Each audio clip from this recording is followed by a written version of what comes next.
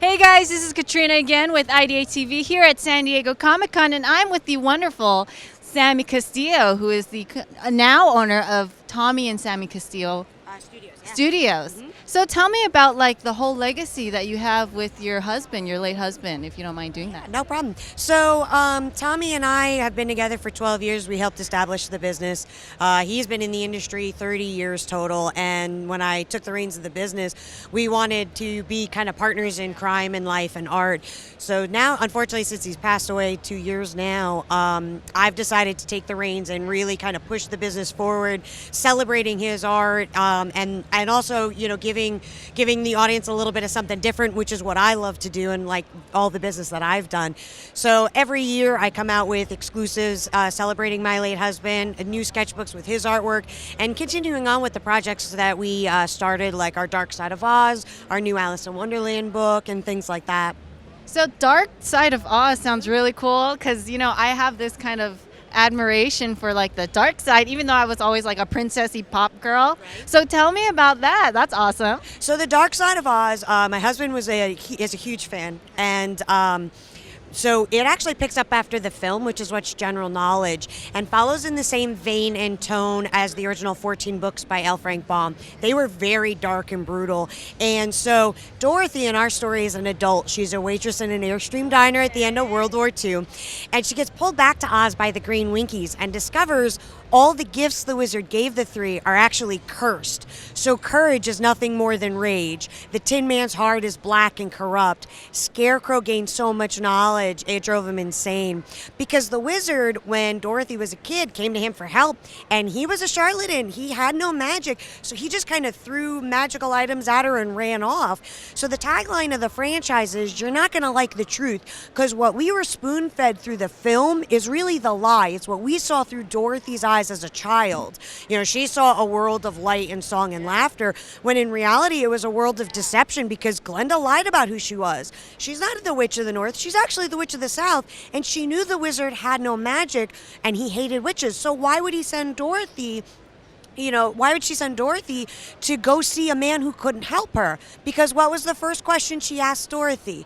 Are you a good witch or a bad witch? So we're basically left with Dorothy discovering that what she remembered is now a world at war because of the three being cursed, and she's the only one that can actually save them.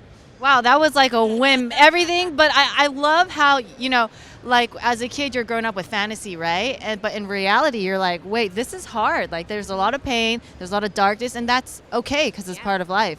Yeah, and when L. Frank Baum wrote the Oz books, it was during, you know, he was in Kansas. It was the 1920s. It was California dust, you know, or the Dust Bowl was happening, that huge drought. So you were growing up with a bunch of kids, and you could wake up and your brother like passed away in his sleep because he couldn't breathe or something like that. So it was a much different world, a much different time. And a lot of people will go in and say it's, you know, political commentary of life, and I think that kind of falls into any artwork or art creative thing. But in reality, it was just telling the journeys of this little girl trying to survive tragedy of the life that she had to deal with. That's very interesting. Like, you know, you never know how these creative stories can kind of branch out into a different way. So let's go back to you and Tommy, and like, you know, what other things you guys have in plan, like that you wanted to carry on towards like the illustration in the studio? So we have a ton of properties that we were working on, things like that. One of the books that I actually have coming out, hopefully for New York Comic Con as an exclusive, was actually his last art book, was called The War of Art.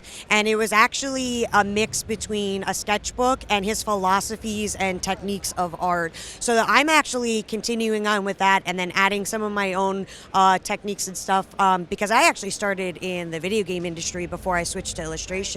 So I have a lot of different techniques that I've applied from being a digital artist to now moving to a solely traditional artist as well. So I'm bringing that out. We've got, we've got our Coloring Book of the Dead that has just been re-released, which is one of my husband's tongue-in-cheek comic books, which is a coloring book, actually. I've got new sketchbooks coming out, so moving into merchandising as well. So not only can you have it on your walls, but you can be head to toe in it and drink out of it as well. So moving more into more of a studio rather than just the artwork, more global. Very cool. And for yourself, where do you see yourself in this in terms of like putting yourself more, or do you want to still keep it in like in terms of Tommy's vision, or is there something that you yourself, after everything that happened with you and like the loss of Tommy, like is there kind of something you want to put in yourself that's more of like, you know what, I want to take this differently, and I'm sure like Tommy would appreciate that.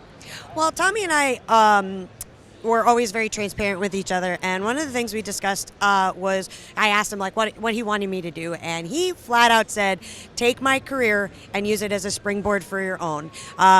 Unfortunately, he knew from the beginning of our relationship that he was going to pass away before me. He was 13 years older than me. And so in all of the training and everything that he gave me, it was to survive past him and succeed after him as well. And so I'm actually doing that for next year. I'm actually taking it and doing a 1950s futurism art book of robots. And it's actually like the old Tex Avery cartoons, like City of Tomorrow. And it's actually called Bubblegum Rocket Memories, and it's actually I'm going to be kickstarting it at the end of the year, but it's going to be I'm going to step into the forefront of the studio, and it's going to be probably like 60-70% me, and then about 30% Tommy, because of course his work is more finite, but he is in every brushstroke, he is in everything I sketch, every mark, every line, he is in it, and he is a part of it, and he will never not be a part of it. But the studio will morph and change, and I will always pay homage to him, but I'm stepping up into the forefront, and it's really bringing myself a part of it as well. Well, that's great to hear, Sammy. Thank you so much for sharing. I just want to give you a great big hug. I mean, you're a powerful, strong woman to be able to carry this legacy for yourself and Tommy. All right, cheers. This is Katrina with IdeateTV, guys. Thank you.